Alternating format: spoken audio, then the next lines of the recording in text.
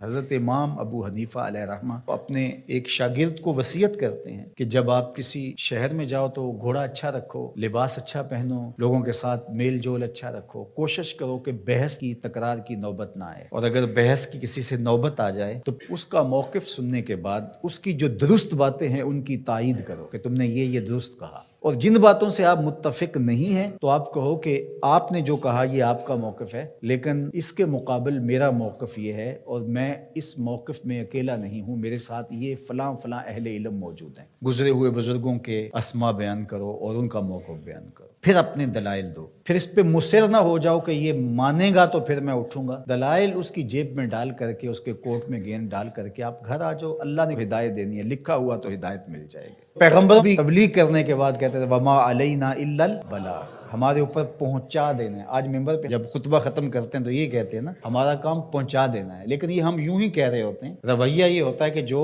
ہمارے موقف کو تسلیم نہیں کرے گا وہ دارا اسلام سے خارج ہے۔ تو ایسا نہیں ہے، وما علینا الا البلاغ، ہمارا کام پہنچا دینا ہے۔ پیغمبروں سے بھی یہی کہا گیا، رسولوں سے بھی وما علیک الا البلاغ، محبوب آپ کا کام پہنچا دینا ہے۔ دل موڑے گا رب تو موڑ دے گا، یہ اس کے قبضہ قدرت میں ہے۔ تو اس لیے کسی بھی امر کے اندر تبلیغی امور ہوں، اعمال ہوں، رویے ہوں، گفتگو ہو، طرز معاشرت ہو، اس میں حد سے تجاوز نہیں کرے گی۔